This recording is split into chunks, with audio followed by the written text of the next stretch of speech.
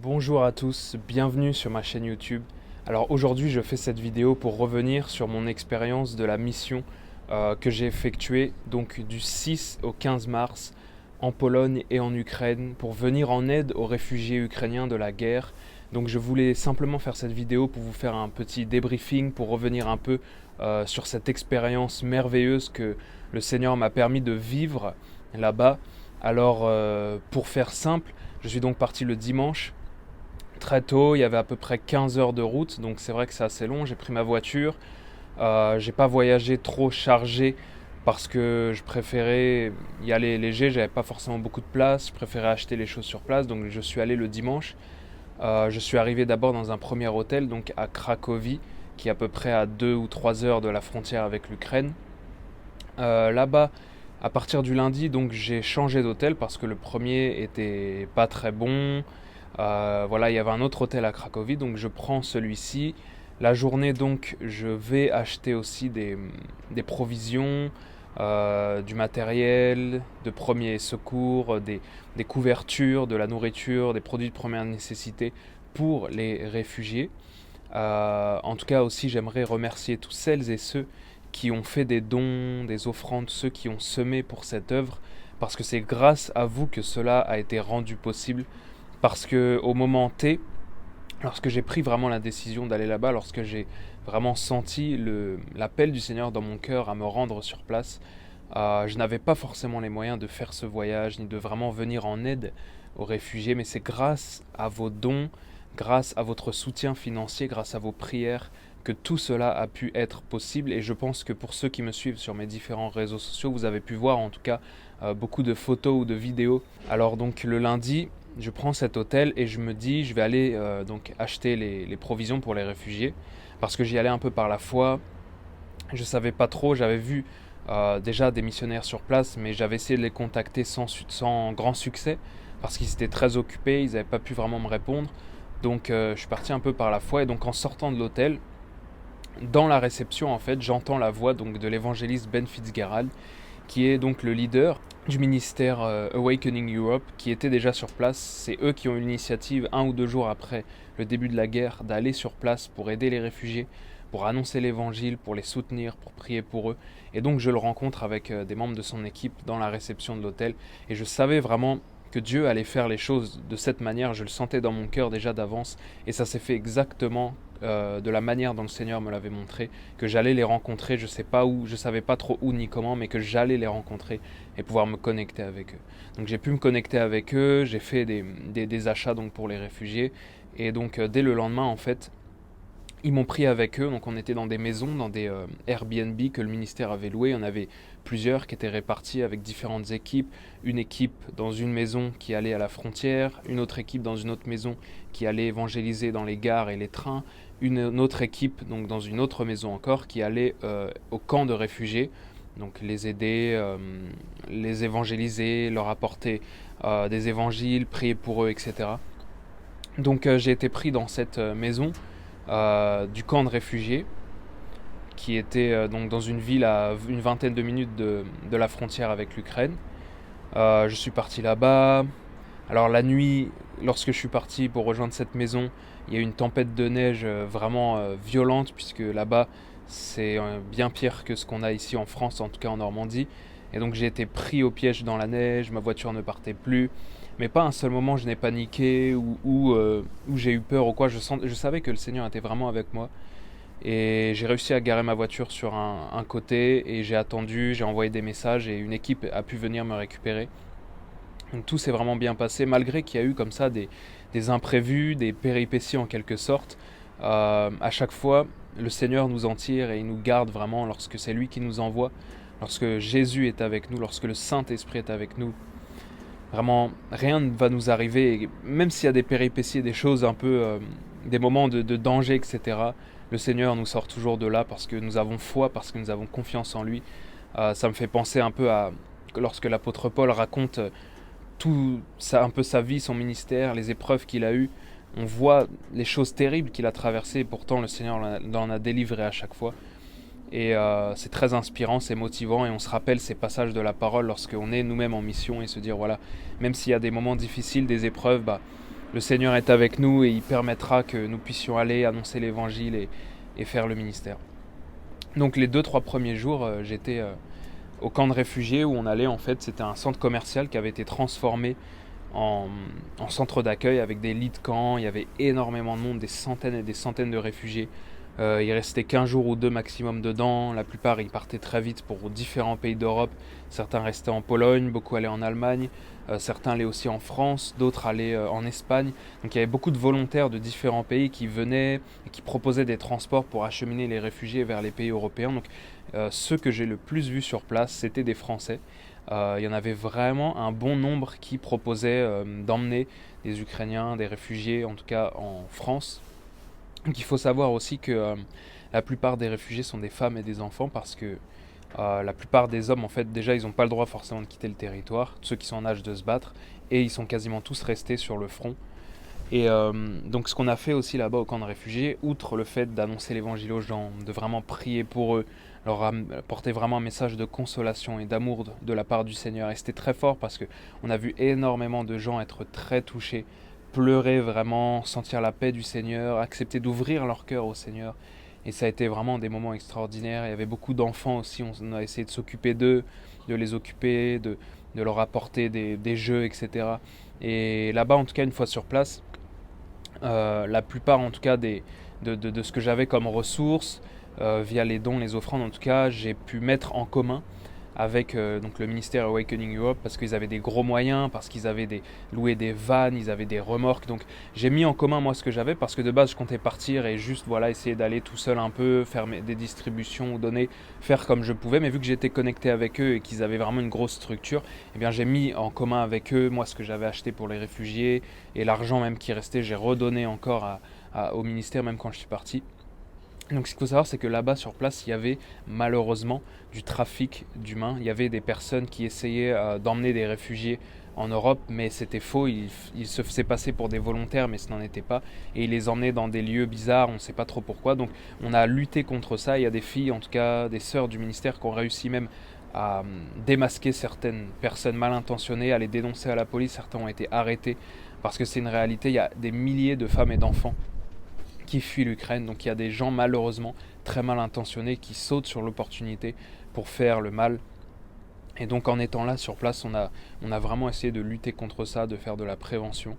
Et on a vu vraiment beaucoup de gens se donner à Jésus. Pas juste se donner à une religion, parce que aussi la plupart des Ukrainiens sont très croyants. Ils sont pour la majorité chrétiens orthodoxes, mais beaucoup ne sont peut-être pas forcément nés de nouveau ou ont grandi dans la tradition, la religion, plus que dans une vraie expérience avec Dieu, une expérience du Christ, de la nouvelle naissance en Jésus-Christ. Et donc c'est là qu'on a essayé vraiment de les amener, en plus de leur apporter l'amour, la paix, la prière et tout ce qu'on pouvait leur apporter de la part du Seigneur. Donc c'est vraiment une mission qui est extraordinaire du début à la fin, où j'ai vu vraiment le Seigneur m'accompagner du début à la fin. Et je sais que c'est aussi grâce à vos prières. Voir vraiment le Seigneur toucher autant de personnes, voir autant de personnes en si peu de temps se donner au Seigneur. En Europe, c'est vraiment quelque chose qui m'a marqué à vie parce que j'avais jamais vécu quelque chose de pareil. Et aussi, ce que je voulais dire, c'est que cette fois, c'était vraiment une occasion de mettre en pratique l'évangile. Parce qu'on peut rester à l'église toute notre vie, aller tous les dimanches, aller aux réunions de prière, lire sa Bible, etc. Mais si on passe jamais à l'action, qu'est-ce qu'on va emporter au ciel? Il faut vraiment qu'on passe à l'action, qu'on se lève, qu'on gagne des âmes, qu'on parte en mission. Tout chrétien doit être missionnaire. Je crois qu'une église en bonne santé est une église qui est missionnaire et qui gagne des âmes au Seigneur. Dans la parole de Dieu, après la Pentecôte, le Saint-Esprit se mouvait très puissamment à travers les apôtres et les disciples. Et on dit que chaque jour, le Seigneur ajoutait à l'église de ceux qui s'étaient convertis. Donc une église en bonne santé, une église qui fonctionne avec le Saint-Esprit, eh bien régulièrement sont ajoutées des âmes, des personnes qui vont se donner au Seigneur. Donc je crois vraiment qu'il faut gagner des âmes, il faut se lever, il faut aller aider ceux qui souffrent, prier pour ceux qui souffrent, qu'ils soient pauvres, qu'ils soient riches, qu'ils soient élevés en dignité, qu'ils soient dans la rue. Aider ceux qui souffrent, leur apporter l'amour de Jésus-Christ, le manifester et leur annoncer. Voilà ce dont nous avons vraiment besoin. Nous avons besoin de gagner des âmes en France. Donc au bout de 2 ou 3 jours, j'ai contacté un leader du ministère pour lui demander comment je pouvais faire pour aller à la frontière. Donc il m'a donné les contacts, etc. On m'a donné rendez-vous. Donc le matin, je partais à 5h45 pour rejoindre une autre maison qui était à 1 heure de route. Donc il a fait jusqu'à moins 10, moins 15 degrés là-bas. Je rejoignais l'autre maison, puis vers 7h, on partait pour la frontière avec l'Ukraine. Donc des fois, pour rentrer en Ukraine, au niveau du contrôle à la frontière, ça pouvait prendre des heures. Une fois, on a mis jusqu'à plus de 5 heures pour réussir à rentrer. Et une fois à l'intérieur, en fait, donc il y avait énormément de monde qui attendait. Des milliers, il y avait une route en fait qui conduisait au poste frontière et c'était sur des kilomètres de bus remplis de réfugiés, de gens à pied qui attendaient avec des valises, avec des enfants en bas âge ou des voitures, des gens qui avaient pris leur propre voiture pour s'enfuir. C'était des milliers de gens en détresse, certains pleuraient, certains nous demandaient à l'aide, ils voulaient absolument traverser, etc. C'était vraiment des images et des moments très marquants, très éprouvants, mais la grande joie que nous avions, c'est que on a pu vraiment aider ces personnes, leur apporter vraiment l'amour du Seigneur Jésus. Et tellement de personnes ont été touchées, surtout dans les bus, lorsqu'on pouvait rentrer dans les bus, on demandait à chaque fois au chauffeur, voilà, est-ce qu'on peut venir donner un message 5 minutes? Ils disaient oui, la plupart disaient oui en tout cas. Et on montait, on était avec des interprètes et on prêchait, j'ai pu prêcher l'évangile comme ça à des bus remplis euh, de réfugiés ukrainiens. Et à la fin, donc, on proposait qui veut ouvrir son cœur à Jésus, vraiment l'accepter comme son Seigneur et Sauveur, pas juste une religion, mais vraiment devenir son disciple, vraiment naître de nouveau, lever la main et nous allons prier ensemble. Et là, souvent, c'était la moitié, voire tout le bus qui levait la main pour donner son cœur au Seigneur.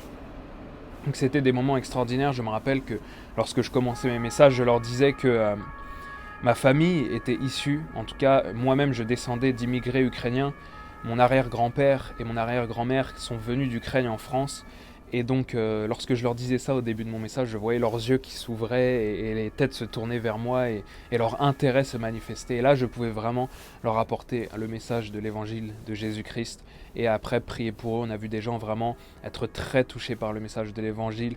Des gens vraiment ressentir la paix et la joie du Seigneur après tout ce stress qu'ils ont enduré, parce que certains avaient marché pendant des jours, ils n'avaient plus rien, ils n'avaient pas forcément ni pu boire, ni manger, ni avoir accès à des toilettes ou une douche. Donc vraiment, ils étaient très très éprouvés et ça leur faisait un énorme bien ce qu'on leur apportait et nos prières. Ils nous remerciaient vraiment quand on quittait les bus et c'était vraiment des souvenirs inoubliables, une mission extraordinaire et donc j'aurais aimé rester là-bas plus longtemps.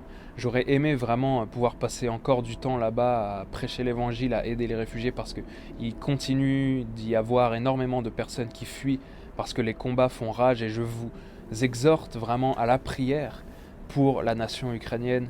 Vraiment, je vous exhorte à continuer de prier pour la protection des civils, pour que la paix revienne, pour qu'il y ait des accords de paix qui soient signés, pour que l'église là-bas de Jésus-Christ soit fortifiée dans la foi, qu'elle puisse continuer de servir le Seigneur, de se rassembler, de prier et d'aider leur communauté et leurs voisins pour leur apporter de l'aide aussi sur place, pour que vraiment l'église de Jésus-Christ sur place soit fortifiée dans ces temps difficiles.